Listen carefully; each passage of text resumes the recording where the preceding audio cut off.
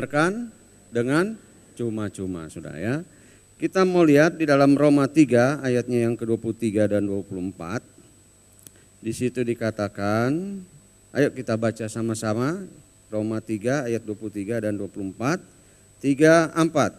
Karena semua orang telah berbuat dosa dan telah kehilangan kemuliaan Allah, dan oleh kasih karunia telah dibenarkan dengan cuma-cuma karena penebusan dalam Kristus Yesus. Nah, saudara-saudara, pada zaman dulu, pada zaman perbudakan, ya, seorang budak akan tetap menjadi seorang budak sampai ia mati. Modelnya kayak apa sih budak itu? Coba ada gambarnya, saudara.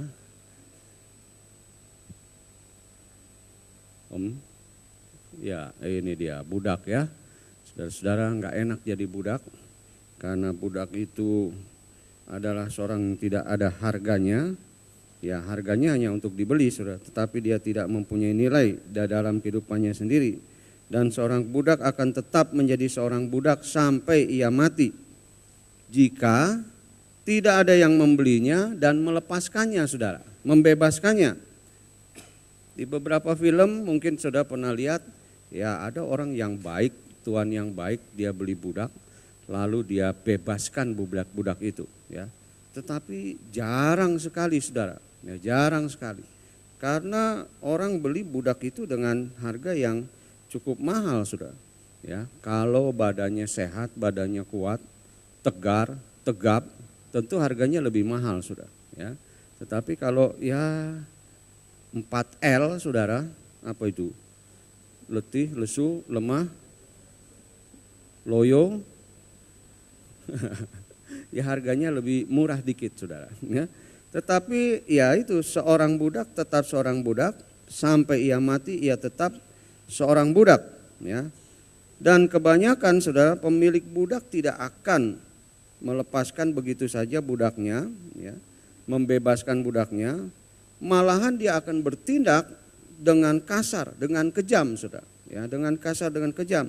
Kalau budaknya mulai malas, ya dia pecut, dia cambuk, saudara, tidak peduli apakah budak itu sakit atau sehat atau lagi kelelahan, ya.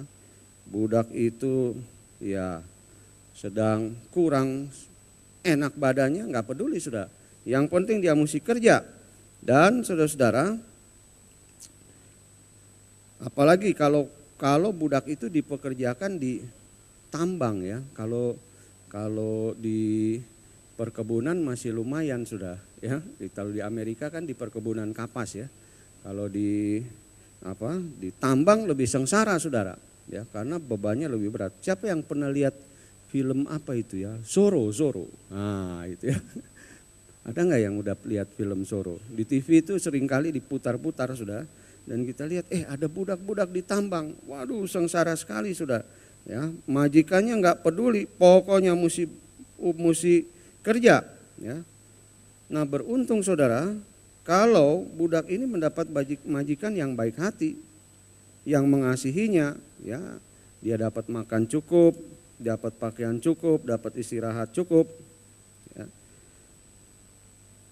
Ya, untung kalau dapat majikan yang baik. Tetapi biar begitu, ia tetap seorang budak, ya, tetap seorang budak yang tidak mempunyai kuasa atas dirinya sendiri, bahkan ia bukan orang merdeka, ia tetap seorang budak, saudara.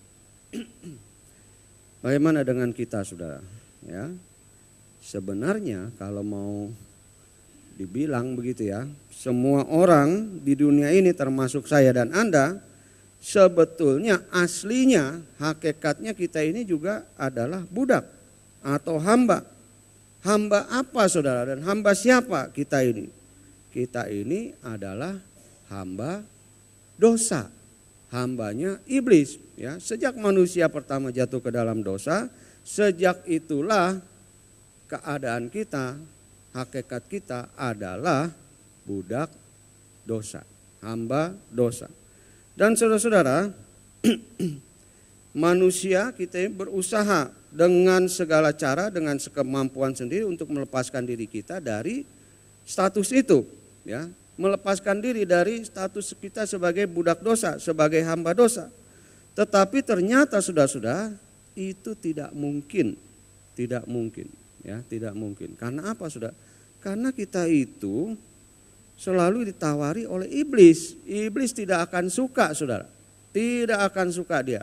Untuk apa? Melepaskan kita. Dia nggak rela melepaskan kita dari apa, saudara?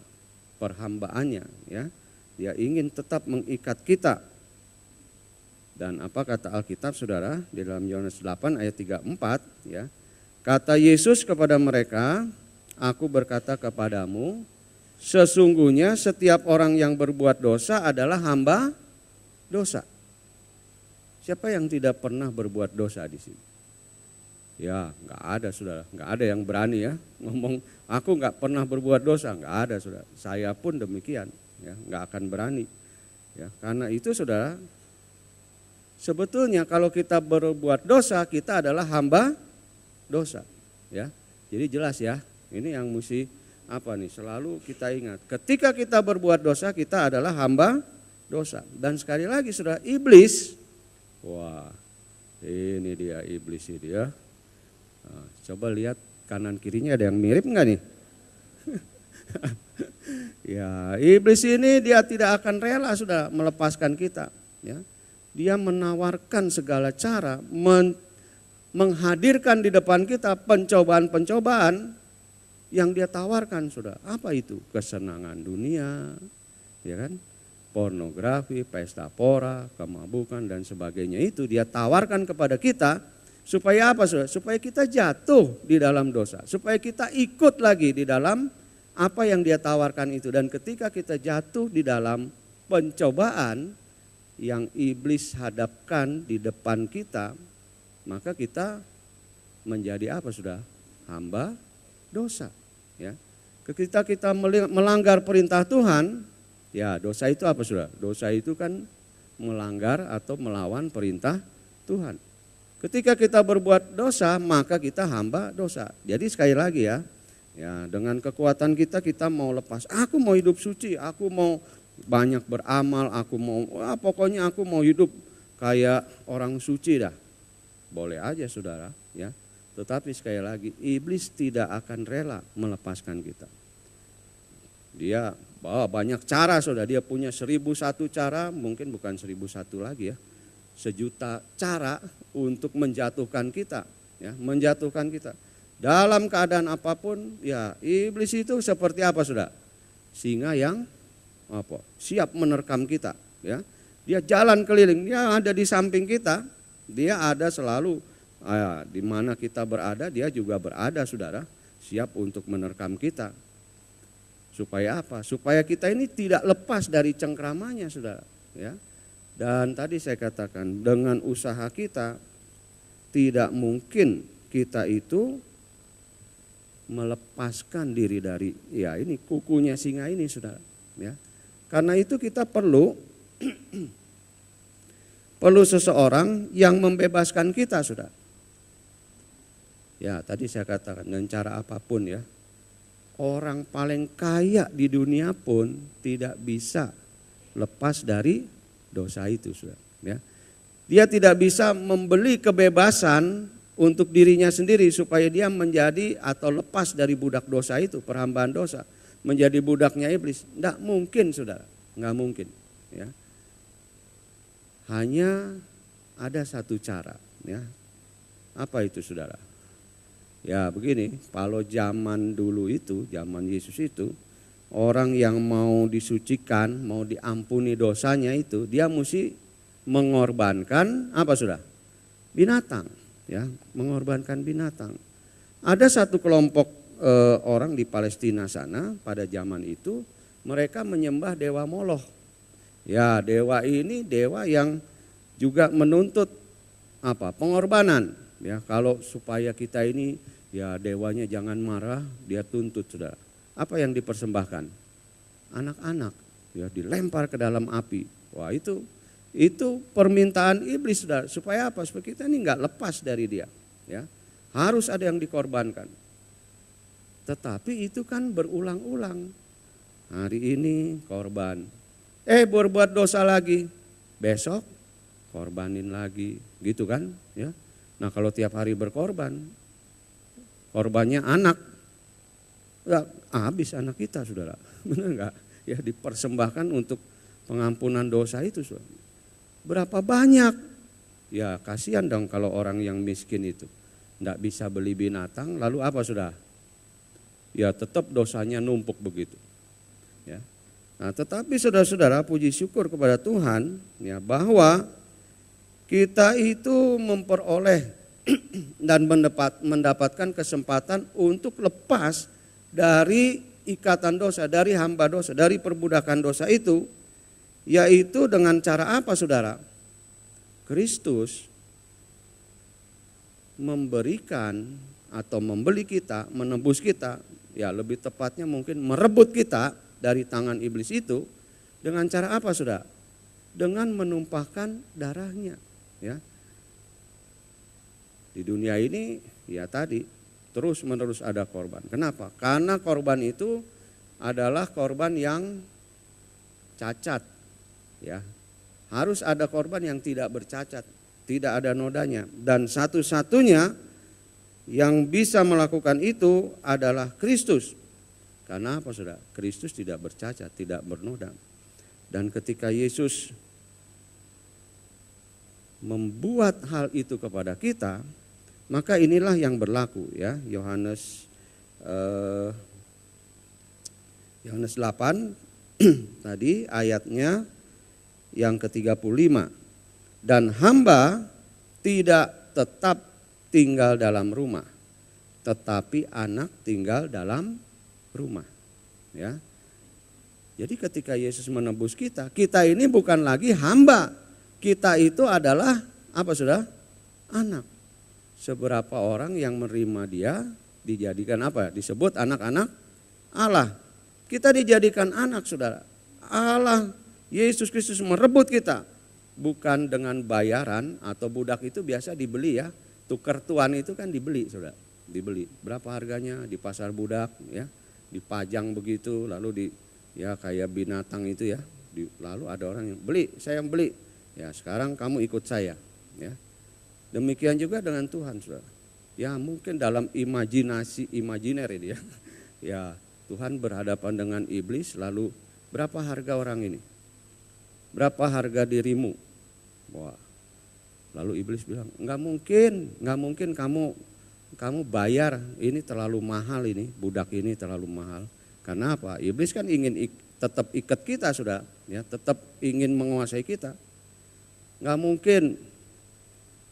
Lalu mungkin iblis, ini imajiner, ya, iblis pikir, kalau harta mungkin Tuhan banyak hartanya ini, di sorga banyak hartanya. Apa yang nggak mungkin, ya, yang Tuhan bisa bayar. Lalu mungkin iblis, kalau gitu saya lepaskan ini budak, ya, tapi kamu bayar dengan darahmu. Ini nggak mungkin kan, masa dibayar dengan darah? Tapi apa yang Yesus lakukan? Ya udah, saya bersedia bayar orang ini, lepas dari tanganmu itu, ini tukar sama darah saya ini. Dan itulah yang terjadi, saudara. Ya, Yesus mengorbankan dirinya di atas kayu salib, dan darahnya itu menebus kita, membeli kita dari tangan iblis, saudara. Wah, luar biasa, saudara. Sebetulnya kita ini budak yang tidak ada arti apa-apa di hadapan Tuhan. Debu. Kita ini debu tanah, saudara, ya. Dan selamanya kalau tidak ada yang membeli kita adalah tetap budak. Kita tetap hamba dosa, kita tetap debu, ya. Ada lagunya kan, gitu ya. Butiran debu, ya, gitu ya. Lagunya siapa itu? Saya juga nggak hafal, saudara. Tetapi marilah kita menyadari, saudara-saudara, betapa mahalnya sebetulnya hidup kita ini loh. Ya, Tuhan itu menebus kita tadi. Iblis bilang, ya kalau uang, harta benda mungkin di sorga banyak. Apa ya nggak mungkin? Mungkin pikiran iblis tadi, nggak mungkin lah. Masa Yesus mau menyerahkan nyawanya, mau menumpahkan darahnya buat beli orang ini? Tetapi ternyata Yesus mau. Dia, ya udah, saya disalib, darahnya tertumpah untuk menebus dosa kita, saudara. Ya. Nah, karena itu saudara-saudara, adalah sesuatu kebodohan bagi seseorang yang tidak mau menerima keselamatan ini. Ya. Padahal apa, saudara? Kita ini tidak bayar, kita nggak kasih apa-apa kepada Tuhan Yesus. Tuhan Yesus yang beli kita. Kita beralih dari hamba iblis kepada hamba Tuhan. Ya, hambanya Yesus. Ya, kita tetap hamba, saudara, gitu ya. Kita ini kan yang tidak ada apa-apa, tidak berat, kita tetap hamba, tetapi beda, saudara. Kita ini hamba menjadi hamba Yesus yang dijadikan apa, saudara? Anak. Itu luar biasanya, ya. Hamba yang dijadikan anak. Dan anak itu punya menjadi ahli waris, saudara. Kita punya warisan. Coba bayangkan, dari hamba ini yang gak ada apa-apanya, pindah jadi hamba Tuhan, hamba Kristus, yang dijadikan anak. Punya warisan, apa warisan kita, sudah? Kerajaan sorga.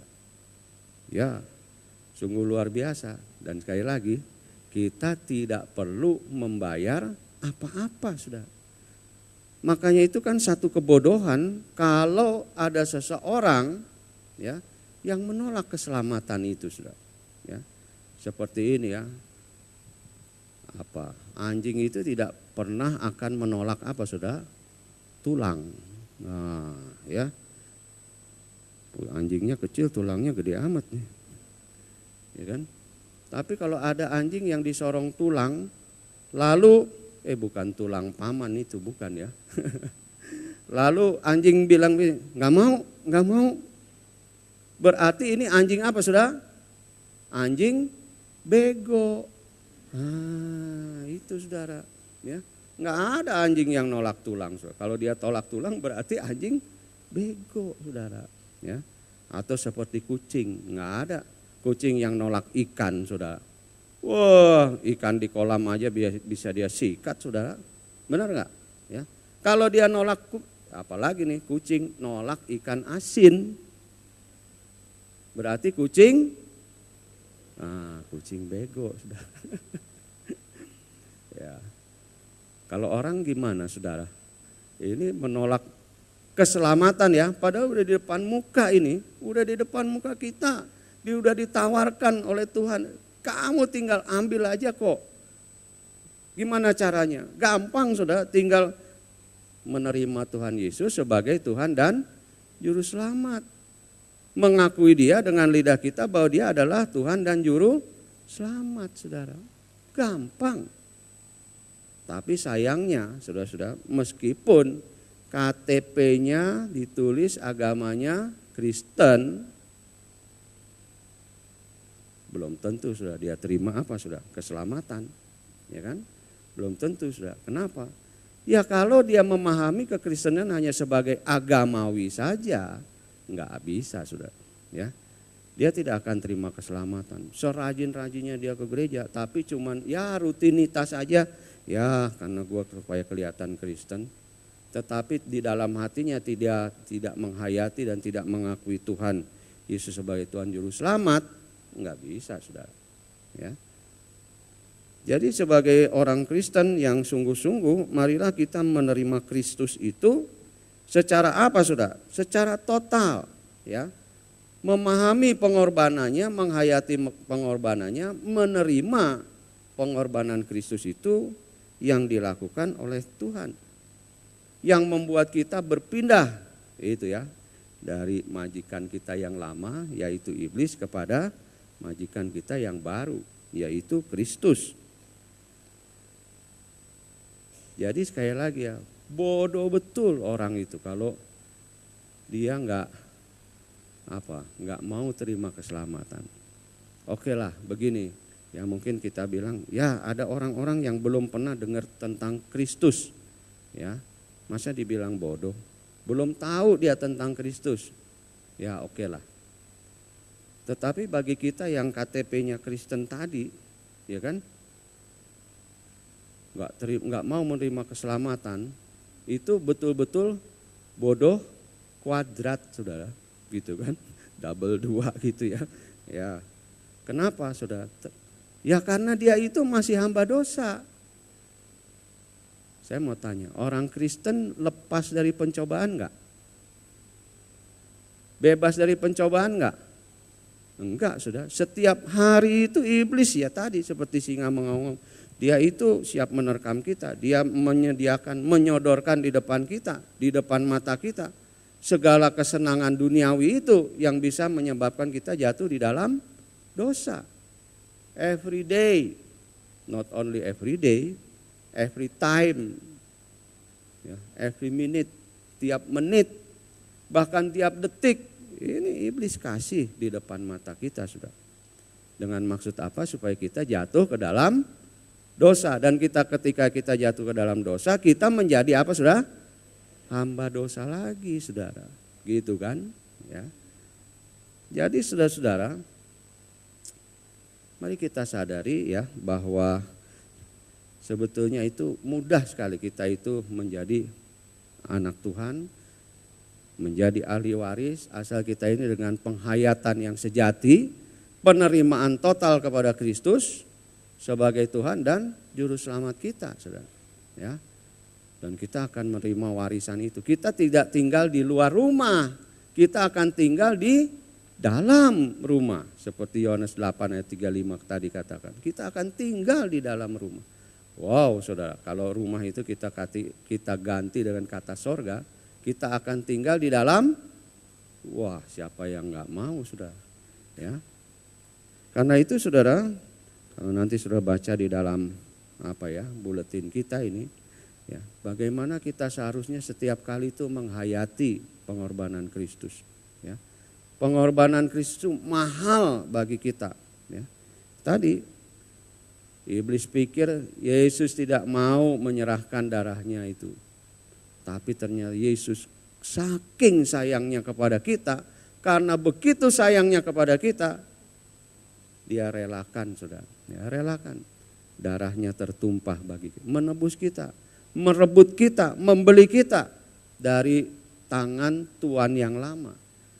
Yang menjadi majikan kita yaitu iblis sudah. Ya.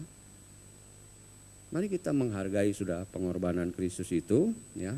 Dengan cara apa? Dengan ya sebetulnya gampang kok ya.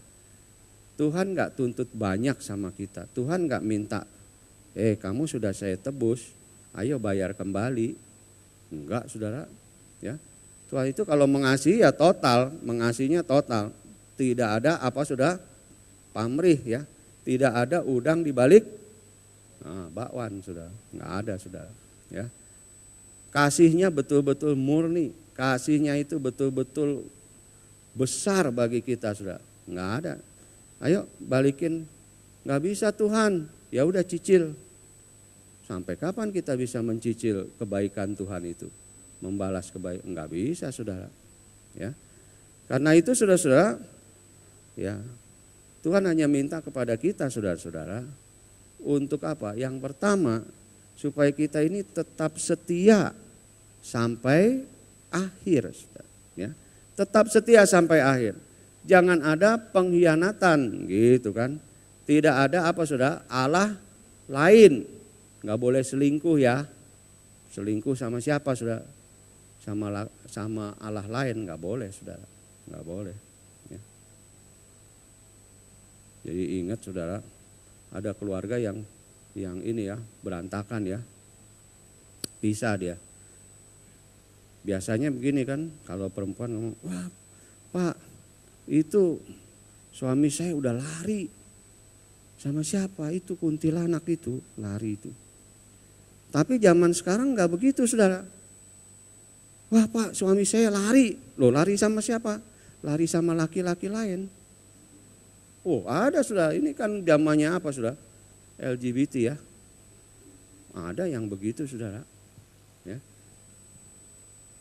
Wah jadi Tuhan juga sedih ya kalau loh kamu kok udah saya tebus, kamu mengkhianati saya, kamu selingkuh sama Allah lain gitu kan. Ya. Maka Tuhan ingatkan kepada kita ya melalui Rasul Yohanes supaya kita itu setia sampai akhir. Coba Wahyu 2 ayat 10. Wahyu 2 ayat 10. Dia menginginkan supaya kita itu tetap setia, ya, sampai akhir hidup kita. Sudah mau setia sampai akhir hidup? Amin. Ya, nggak ada selingkuhan lain ya. Selingkuhan Allah lain nggak ada, saudara. Ya.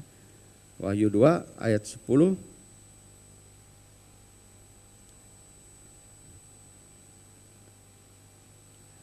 Jangan takut terhadap apa yang harus engkau derita. Sesungguhnya iblis akan melemparkan beberapa orang dari antaramu ke dalam penjara supaya kamu dicobai dan kamu akan beroleh kesusahan selama 10 hari. Nah ini, hendaklah engkau setia sampai mati dan aku akan mengaruniakan kepadamu mahkota kehidupan. Ya, sudah mau setia sudah? Amin ya.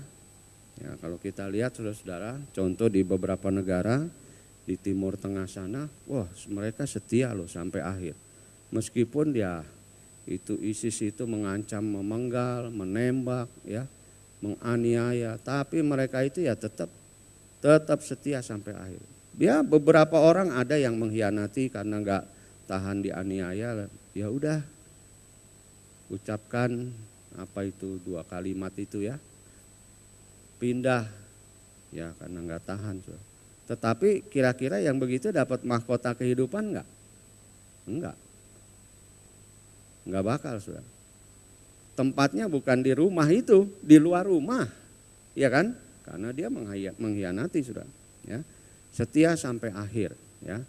Ya, setia sampai akhir itu bisa dibuktikan bukan nanti, bukan nanti kalau udah mau meninggal, ya kan? Baru setia.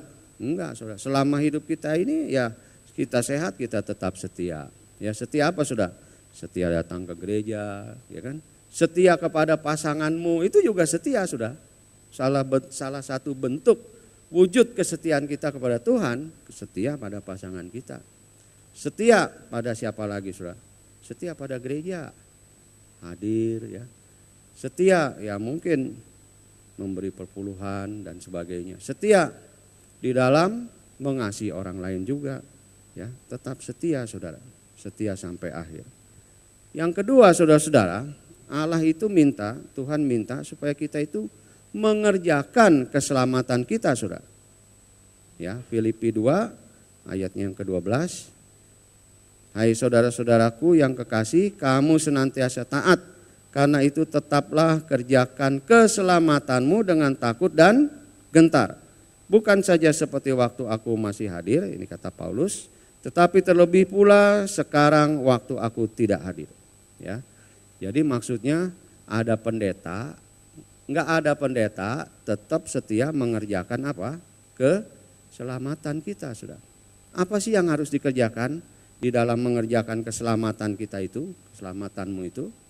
Ya, tidak jatuh lagi ke dalam dosa itu.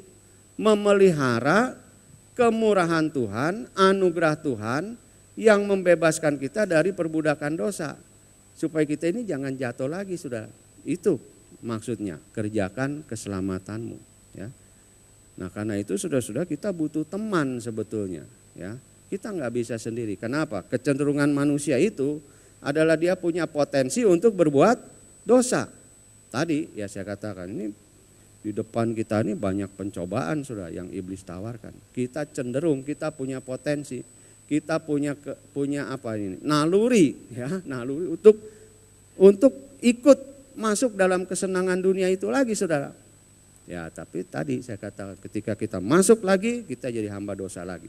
Itu kita tidak mengerjakan keselamatan, ya. Jadi mengerjakan keselamatan adalah jaga penebusan Kristus itu, anugerah Tuhan itu. Dengan cara apa, sudah? Menyangkal diri, bisa ya, menyangkal diri itu artinya begini ya. Siapa yang suka B2? Nah, itu ya, babi ya, babi hong ya, babi kecap. Ya, mungkin orang suka ya. Tetapi dokter udah bilang, jangan makan. Lu punya kolesterol tinggi. Ntar lu makan bisa ngejengkang kamu gitu kan, stroke maksudnya ya, karena kamu ndak taat. Satu kali kita pergi, saudara, ke rumah pesta, Pas itu, wih ada itu saudara, ya. B2 itu sudah babi kecap, babi hong itu ya. Waduh, ngiler ya. Tapi kita teringat pesan dokter, jangan makan. Ya udah nggak makan deh, demi apa? Kesehatan, demi masa depan saya. Nah, itu contoh menyangkal diri saudara. Ya, kita pengen, tapi ingat pesan dokter nggak jadi saudara. Sama ini di dunia ini kan tadi saya katakan banyak pencobaan, kesenangan dunia ya. Ayo, iblis kan kerjanya begitu saudara. Ayo tarik kita saudara. Tetapi ketika kita ingat kasih Tuhan, oh enggak, ini bukan bagian saya lagi. Ini hidup saya yang dulu, yang sekarang enggak lagi. Itulah yang namanya juga termasuk menyangkal diri saudara ya. Jadi itulah maksudnya, kerjakan keselamatanmu itu. Jangan sampai keselamatan yang udah kita pegang lepas saudara dari tangan kita. Ya. Yang ketiga saudara, melayani Tuhan. Ya. Tuhan ingin supaya itu aja kita kerja, melayani Tuhan. Ya. Roma 12 ayat berapa tuh tadi? Ya. Coba slide berikut sebelumnya. Itu bukan permintaan Tuhan Yesus. Ya. Coba tampilkan. Roma 12 ayat yang pertama. Karena itu saudara-saudara, demi kemurahan Allah, aku menasihati kamu supaya kamu mempersembahkan tubuhmu sebagai persembahan yang hidup, yang kudus, dan yang berkenan kepada Allah. Itu adalah ibadahmu yang sejati. Ya. Nah saudara-saudara, juga ada ayat lain yang mengatakan janganlah kerajinanmu apa? Kendor. Dalam hal apa saudara? Melayani Tuhan. Itu sudah ya. Jadi kalau sudah ditugaskan melayani Tuhan, ayo kita kerjakan. Jangan ada yang ngomong, jangan saya deh, saya nggak mau repot di rumah, ya kan? Ya repot di rumah sih memang harus saudara, harus repot di rumah. Kalau nggak repot berarti sudah pengangguran gitu kan, ya repot di rumah. Tapi jangan lupa juga sudah perlu apa? Melayani Tuhan, gitu kan? Rumah saudara dijadikan komsel. Minggu lalu kita ngisi tentang angket itu ya, tentang komsel. Dan ternyata sudah ada banyak di antara saudara yang sebetulnya rela rumahnya jadi tempat komsel gitu kan. Ya kita buka rumah kita untuk komsel, termasuk melayani enggak? Yes, termasuk melayani Tuhan sudah. Ya, melayani Tuhan bisa banyak dengan cara apapun kita bisa layani Tuhan sudah. Dengan waktu kita melayani Tuhan. Tenaga kita melayani Tuhan. Uang kita bisa melayani Tuhan. Segala macam cara kita bisa melayani Tuhan, saudara. Ya. Jadi saudara-saudara, mari melayani Tuhan. Yang keempat, melaksanakan amanat agung. Matius 28 ayat 18-19. Ya. Karena itu pergilah, jadikanlah semua bangsa apa sudah? Muridku, dan baptislah mereka dalam nama Bapa dan Anak dan Roh Kudus, dan ajarlah mereka melakukan segala sesuatu yang telah kuperintahkan kepadamu. Dan ketahuilah, aku menyertai kamu senantiasa sampai kepada akhir zaman. Ya, pergi jadikanlah semua bangsa muridku. Tuhan minta supaya kita cerita, jadi saksi. Saksikan apa saudara? Cerita, wah dulu saya budak dosa, ya Tuhan saya iblis, tetapi Tuhan sudah membeli saya dengan darahnya yang mahal. Sekarang saya jadi hamba Tuhan, saya menjadi bukan lagi budak dosa, saya menjadi anak Allah. Saudara cerita apa yang saudara alami, apa yang saudara terima dari Tuhan. keselamatan itu seperti apa? Sudah cerita. Ya, itu udah laksanakan amanat agung, Saudara. Ya. Jadi nggak banyak-banyak kok Tuhan itu minta kepada kita. Yang pertama apa, Saudara? Setia sampai akhir. Ya. Yang kedua, kerjakan keselamatanmu. Ketiga, melayani Tuhan. Dan yang keempat, mari laksanakan amanat agung. Kiranya Tuhan menolong kita untuk memenuhi permintaan Tuhan Yesus sebagai penebus kita yang heran. Amin. Haleluya. Mari kita berdoa.